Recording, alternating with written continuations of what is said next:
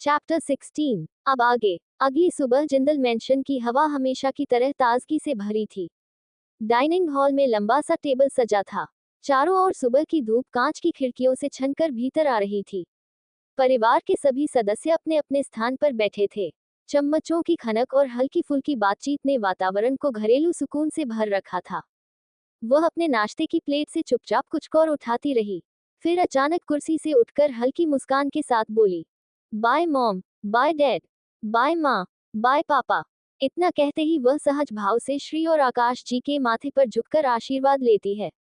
सबकी निगाहें उसके आत्मविश्वास और अपनापन दोनों को एक साथ पड़ रही थी। फिर पस उठाती है और बाहर चली जाती है। कुछ ही देर बाद उसकी कार शहर की व्यस्त सड़कों से गुजरती हुई नीव जूल्स के बाहर आकर रुकती है। वही ब्रांड जिसका चेहरा वह खुद थी। कांच के दरवाजों से भीतर जाते ही उसकी चाल में एक अलग सा दृढ़ता उतर आई। उसके अपने कैबिन में पहुंचते ही सामने दीवार पर लगे शेड्यूल बोर्ड पर उसकी नजर दौड़ी। दिन का हर सेकंड किसी तयशुदा लक्ष्य की तरह लिखा था। वह कुर्सी पर बैठी और तुरंत अपने काम में लग गई। दिन धीरे धीरे ढलता गया और फिर शाम को वह मीटिंग का समय आ पहुंचा। कॉन्फ्रेंस रूम का दरवाजा खुला और सामने वेद खड़ा था, स्मार्ट, शांत और व्यवस्थित। उसने अंदर आते ही हाथ जोड़कर अभिवादन किया और सीधा उसके सामने बैठ गया। बातचीत औपचारिक अंदाज में शुरू हुई। वेद ने फाइलें खोलते हुए कहा, मिस देविका, हमारी कंपनी चाहती है कि आप हमारे नए प्रोडक्ट लॉन्च में बतौर मॉडल और इन्फ्लुएंसर हिस्सा लें। इस प्रोडक्ट से होने वाले मुनाफे का 5% हिस्सा आपका होगा। उसने भौहें थोड़ी उठाई, गहरी सांस लेकर ठहराव से जवाब दिया, लेकिन मैं ही क्यों? ये काम कोई और भी कर सकता है। वेद ने संयमित मुस्कान के साथ उसकी आंखों में देखा। हम आपके साथ काम करना चाहते हैं क्योंकि आपके व्यक्तित्व में भरोसा है। आपके नाम के साथ यह प्रोडक्ट न सिर्फ बिकेगा बल्कि एक मानक भी बनेगा। और इसमें आपका भी फायदा है। आप अपने प्रमोशनल शूट में हमारी फूड लाइन के साथ साथ अपनी ज्वेलरी को भी प्रमोट कर सकती हैं। एक तरह से ये दोनों ब्रांड्स का साझा विस्तार होगा। कमरे में कुछ पल खामोशी छा गई। वह हल्का सा मुस्कुराए और सिर हिलाकर बोली, ठीक है, मैं इस बारे में सोचूंगी और जल्द आपको सूचना दूंगी। इतना कहकर उसने कुर्सी से उठते हुए हाथ आगे बढ़ाया। वेद खड़ा हुआ। उसने उसका हाथ थामा, गंभीर मगर आत्मीय अंदाज में। फिर अपनी जेब से विजिटिंग कार्ड निकालकर उसकी ओर बढ़ाया। यह मेरा कार्ड है, आप सीधे मुझे कॉल कर सकती हैं। इतना कहकर वेद बाहर चला गया। कैबिन में अब सिर्फ वही थी। उसके हाथ में पकड़ा कार्ड और मन में गूंजते वेद के शब्द एक नए निर्णय का इशारा कर रहे थे। रावल ग्रुप्स का मीटिंग रूम। सामने स्क्रीन पर स्लाइड्स बदल रही थी और सिद्धि आत्मविश्वास से खड़ी अपनी प्रेजेंटेशन दे रही थी। उसकी आवाज में प्रोफेशनल टोन था, पर नजरें कभी भी सीधे साज से नहीं टकराईं। प्रेजेंटेशन खत्म होते ही हॉल तालियों से गूंज उठा। सास के सामने बैठा इन्वेस्टर मुस्कुराकर बोला, मिस सिद्धि, हमें प्रोजेक्ट बहुत पसंद आया। जल्द ही इन्वेस्टमेंट डिटेल्स आपको भेज दी जाएंगी। इतना कहकर वह हाथ मिलाकर चला गया। अब पूरे कमरे में सिर्फ 2 लोग बचे थे, सास और सिद्धि। कमरे में अजीब सी खामोशी छा गई। सास अपनी जगह से हिला भी नहीं, बस सिद्धि को घूरता रहा। उसकी गहरी आंखों में कुछ ऐसा था कि सिद्धि असहज हो उठी। आखिरकार सास ने खामोशी तोड़ी। तुमने अभी भी मेरे सवाल का जवाब नहीं दिया। सिद्धि ने झुकी नजरों से कहा, सर, आप किसी और से भी ये एक्टिंग करवा सकते हैं। आपकी गर्लफ्रेंड बनने का नाटक मैं ही क्यों करूं? सास धीरे धीरे अपनी कुर्सी से उठा और उसके पास आकर खड़ा हो गया। वह बहुत करीब था। उसकी आवाज धीमी लेकिन दमदार थी, क्योंकि मेरे सबसे ज्यादा क्लास तो तुम्हारे पास है। बताओ, तुम्हारे अलावा कोई लड़की मेरी नजर में आए ही नहीं। सिद्धि ने हल्की हिचक के साथ कहा, लेकिन सर, सास ने तुरंत काट दिया। लेकिन कुछ नहीं। मेरी मॉम अब तुम्हें ही मेरी गर्लफ्रेंड मान चुकी हैं। अब तुम चाहो या ना चाहो, तुम्हें ही ये रोल निभाना होगा।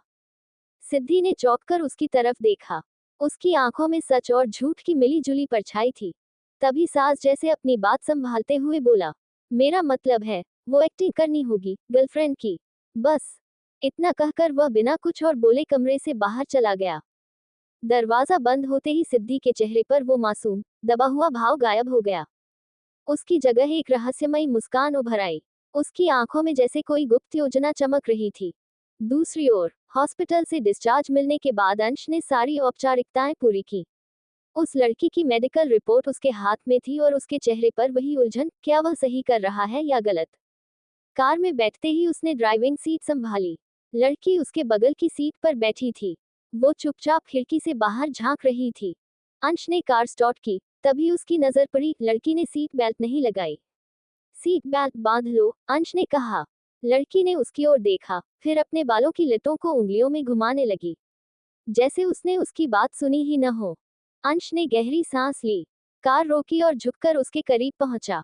धीरे से उसकी सीट बेल्ट खींची और क्लिक करके लॉक कर दी। उस पर लड़की की आंखें अंश के चेहरे पर टिकी रहीं।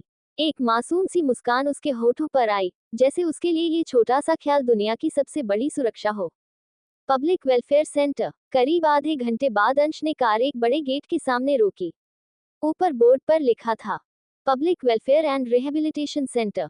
गेट पर खड़ा सिक्योरिटी गार्ड उन्हें भीतर आते देख कुछ पल अजीब सी नजरों से घूरने लगा। उसकी आंखों में सवाल थे, ये खूबसूरत लड़की और यह पुलिस ऑफिसर यहाँ क्यों आए हैं? अंश ने तुरंत नोटिस किया, उसकी पेशेवर आदतें जाग गईं। ये नजर मुझे पसंद नहीं आई, लेकिन बिना सवाल किए वह लड़की के साथ अंदर गया और रिसेप्शन के सामने रुका। वहां की महिला इंचार्ज ने अंश से फॉर्म निकाल कर पूछा, इनकी डिटेल्स दीजिए। अंश ने अपनी एक टेबल पर रखते हुए कहा, मैं क्राइम ब्रांच से हूँ। ये लड़की पिछले कुछ महीनों से एक सेक्स रैकेट में कैद थी। मानसिक रूप से बहुत आघात पहुंचा है। इसका अच्छे से इलाज कीजिए। इंचार्ज ने फॉर्म आगे खिसकाया और पूछा, इनका नाम? अंश ने लड़की की तरफ देखा, तुम्हारा नाम क्या है? लड़की अपने बालों से खेलती हुई मासूमियत से बोली, नाम नहीं। अंश ने गहरी सांस ली, सोचो और बताओ, तुम्हारा नाम क्या है? लड़की ने सर खुजाया और धीमे से कहा, नाम नहीं। अंश का दिल कसक उठा, इसे अपना नाम तक याद नहीं, क्या इसे यहाँ छोड़ना सही रहेगा? चैप्टर 17। अब आगे। अंश ने कुर्सी से उठते हुए कहा, मैं पहले यहाँ एक राउंड लगाना चाहता हूँ। जैसे ही वह उठा, लड़की ने उसका हाथ कसकर पकड़ लिया। हीरो साथ। अंश रुक गया। उसकी पकड़ इतनी मासूम थी कि छुड़ाना आसान नहीं था। वो भी उसके साथ साथ चल पड़ी। सेंटर के कॉरिडोर में दर्जनों और लोग थे।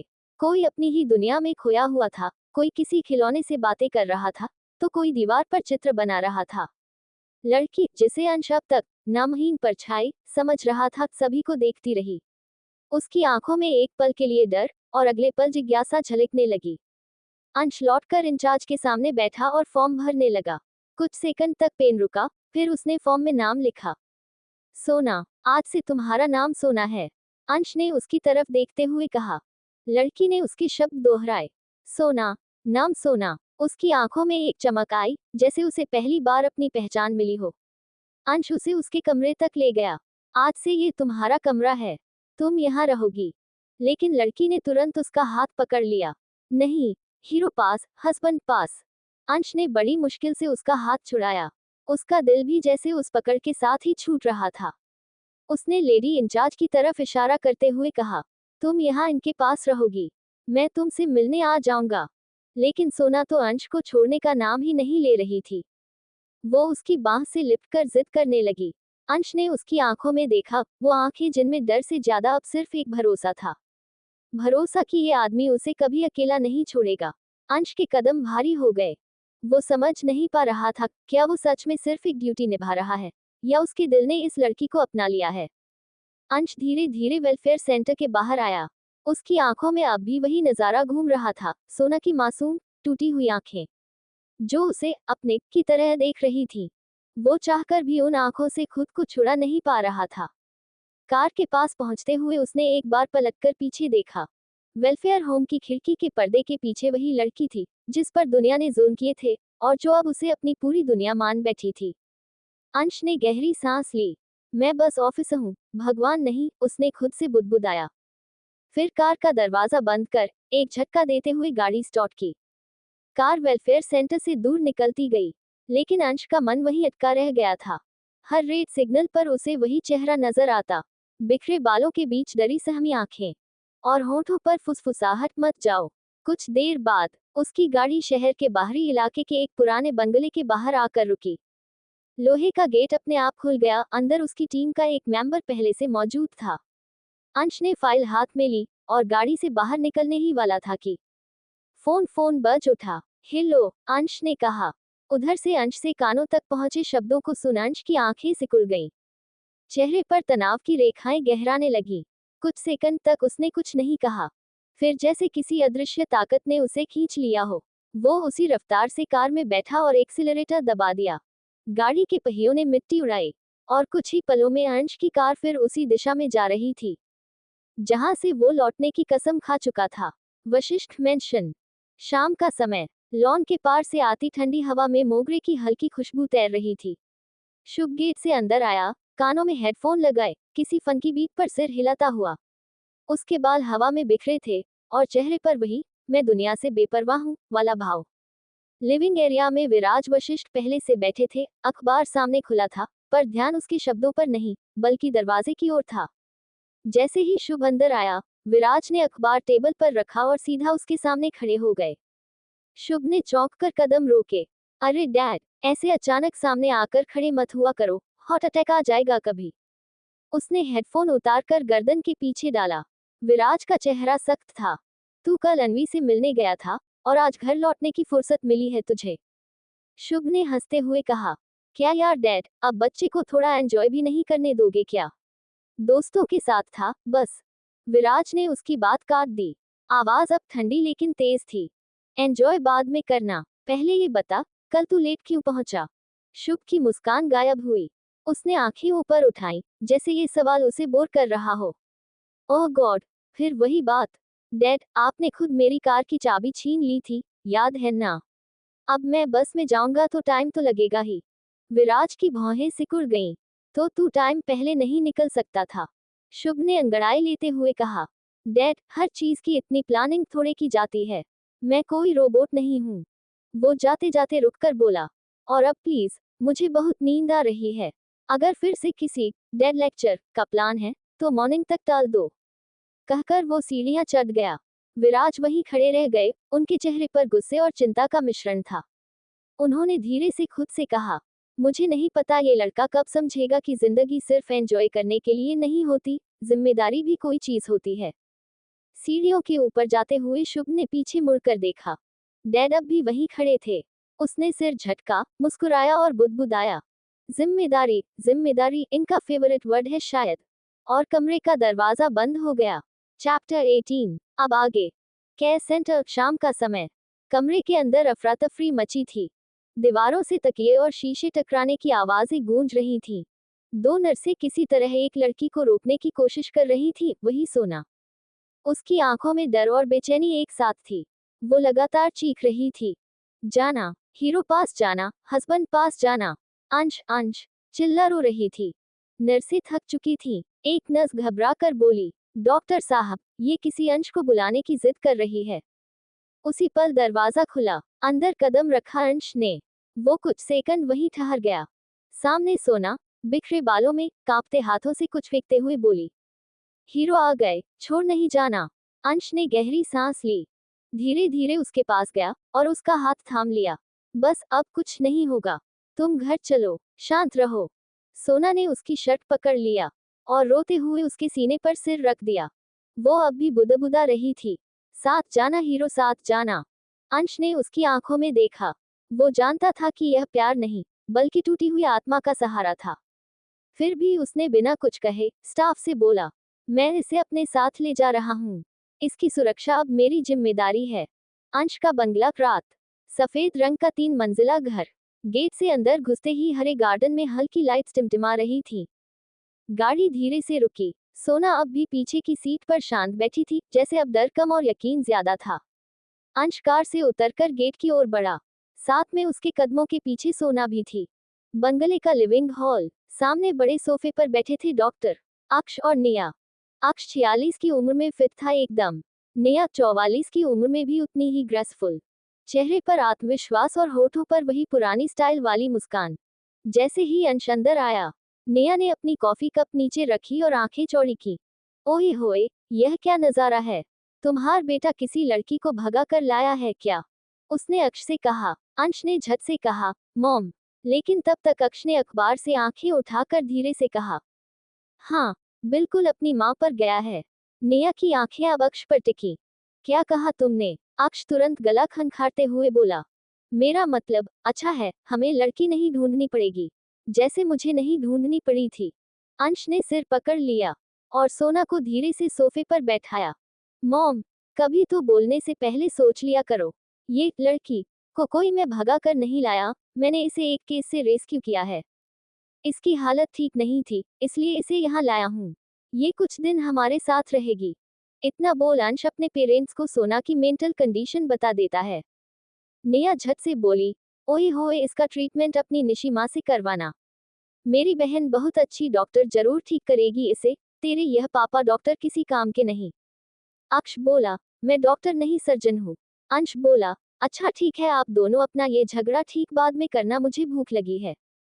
अंश उठने लगा। सोना ने घबराकर अंश का हाथ कसकर पकड़ लिया। मत जाना, अंश झुककर बोला, नहीं जाऊंगा, मैं यही हूँ। नेहा ने अंश की आंखों में झांक कर देखा। कुछ तो था उस नजर में जो उसने पहले कभी नहीं देखा था। वो धीरे से मुस्कुराए, शायद अब हमारे घर में कोई कहानी शुरू होने वाली है। वीकेंड की सुबह चौधरी हवेली में चूल्हे से उठती घी और इलायची की खुशबू हवेली के हर कोने में फैल रही थी। अनवर नीचे उतरते हुए बोला, बड़ी माँ, छोटी माँ, आज तो लग रहा है किसी त्योहार का दिन है। क्या बात है? नीति मुस्कुराए, हाय हाय अनवर, त्योहार से कम नहीं बेटा। आज तेरी बड़ी मॉम आ रही है ना, सालों बाद। तभी दरवाजे की घंटी बजी। बाहर एक जोड़ा खड़ा था, उम्र के ढलते पड़ाव में, लेकिन चेहरों पर अपनापन और पुराने दिनों की झलक साफ थी। कवि और सुहाना। कवि ने दरवाजे पर कदम रखते हुए वही पुराना डायलॉग दोहराया जो वो हर बार बोला करता था। क्या बात है, आज भी हवेली नहीं बदली, वैसे ही है और ना ही लोग बदले। सभी हंस पड़े, लेकिन हंसी के बीच किसी ने नहीं देखा कि सुहाना की आंखें कहीं दूर शून्य में देख रही थी। वो हौले से मुस्कुराई, जैसे किसी अधूरे ख्वाब से लौटी हो। कवि ने उसके कंधे पर हाथ रखा, आओ, सब तुम्हारा इंतजार कर रहे हैं। और वो उसे बच्चे की तरह सहारा देकर अंदर ले गया। डाइनिंग टेबल पर सब बैठे, सभी बातें कर रहे थे, पर कवि का ध्यान सिर्फ सुहाना पर था। वो उसके लिए पराठा तोड़ता, सब्जी रखता और कोमल आवाज में बोला, धीरे खाओ, गरम है। सन्नाटा गहरा गया। किसी ने कुछ नहीं कहा, लेकिन सबकी आंखों में सवाल थे। क्या वही सुहाना जो कभी चौधरी हवेली में मुस्कुराते चेहरे के साथ आई थी, आज एकदम खामोश हो चुकी है? खाने की मेज पर अब सन्नाटा था। थालियां खाली थी, लेकिन सबके मन भरे हुए। कवि ने अब भी सुहाना के सामने रखी प्लेट पर हाथ रखा था। वो धीरे धीरे बच्चों की तरह छोटे छोटे निवाले ले रही थी। हर बार जब कवि उसके होठों तक रोटी का टुकड़ा लाता, तो सुहाना मुस्कुराती, जैसे उसे उस स्पर्श में कोई अपना संसार नजर आता हो। उसी समय रणधीर चौधरी अपनी व्हीलचेयर आगे बढ़ाते हुए वहां आए। उनकी आंखों में नमी थी। उन्होंने कुछ नहीं कहा, बस सुहाना के सिर पर हाथ रखा। वो एक क्षण ठहर गए, फिर धीरे से मुड़कर अपने कमरे की ओर चले गए। कमरे का दरवाजा बंद हुआ। कुछ देर बाद सब लिविंग एरिया में थे। सोफे पर सुहाना अब अनवी, अनवर और अंशी के बीच बैठी थी। थोड़ी दूरी पर नीति, संदीप जी, राज जी, सिमरन जी, करण, आशी, निशी, आदि और अर्जुन, कवि बैठे थे। हवा में एक हल्की उदासी थी, जो सुहाना की मासूम मुस्कान के पीछे छुपे दर्द को महसूस कर रही थी। आशी ने चुप्पी तोड़ी, कवि, क्या सुहाना भाभी फिर से नॉर्मल जिंदगी जी पाएंगी? आवाज में चिंता थी। कवि ने उसके हाथ पर हाथ रखा और शांत स्वर में बोला, आशी, फिक्र मत कर, वो दिन आएगा जब सुहाना फिर से पहले जैसी हो जाएगी। वो बहुत मजबूत है, बस वक्त को थोड़ा वक्त देना होगा। आशी ने सिर हिलाया, पर आंखों में उम्मीद और डर दोनों थे। करण ने वहीं बैठकर उसका हाथ दबाया, बिना कुछ बोले अपनी आंखों से दिलासा दिया। उधर अनवी सुहाना के पास जाकर हंसते हुए बोली, बड़ी मॉम, आइसक्रीम खाओगे? सुहाना ने ताली बजाई और बच्चों जैसी मासूम हंसी के साथ बोली, हाँ हाँ, सुहाना आइसक्रीम खाएगी। वो कवि की ओर मुड़ी। कवि, सुहाना आइसक्रीम खाएगी। कवि के चेहरे पर हल्की मुस्कान थी, थोड़ी तसल्ली, थोड़ी कसक। पीछे से अनवी बोली, बड़े पापा, हम मॉम को अपने साथ ले जा रहे हैं। आप फिक्र मत करो, हम ख्याल रख लेंगे। कवि झिझका, बच्चा, तुम जानते हो ना सुहाना की हालत कैसी है, उसे संभालना आसान नहीं है। अंशी बोली, अरे बड़े पापा, हम संभाल लेंगे। अनवर ने भी जोड़ा, हाँ बड़े पापा, हम तीनों मिलकर बड़ी मॉम को संभाल सकते हैं। कवि ने एक पल उन्हें देखा, फिर मुस्कुराते हुए बोला, ठीक है, पर बस एक ही आइसक्रीम खिलाना, ज्यादा नहीं। तीनों बच्चों की आंखों में चमक थी, जैसे उन्हें कोई जिम्मेदारी दी गई हो। उन्होंने सुहाना के हाथ पकड़े और हंसते हुए दरवाजे की ओर बढ़ गए। पीछे से आशी ने पुकारा, ज्यादा दूर मत जाना। दरवाजा धीरे से बंद हुआ। कमरे में अब सिर्फ बड़ों की सांसों की आवाजें रह गईं। कुछ देर की चुप्पी के बाद अर्जुन बोला, आशी भाभी, क्या हमें अन्वी को सच बता देना चाहिए कि वो सुहाना भाभी की बेटी है? कमरा सन्नाटे में डूब गया। करण ने धीमे पर ठोस स्वर में कहा, नहीं, क्या कहेंगे अगर वो अपने बायोलॉजिकल डैड के बारे में पूछेगी? मैं उस इंसान का नाम भी इस घर में नहीं सुनना चाहता। मेरी इच्छा थी कि अन्वी अपनी माँ को बाकी सब की तरह मॉम कहे। इसलिए घर के सारे बच्चे कवि और सुहाना को बड़े पापा और बड़ी मॉम कहते हैं, ताकि वो कभी ये न जान पाए कि इन दोनों के बीच कौन सा रिश्ता छुपा है। कमरे में मौन उतर आया।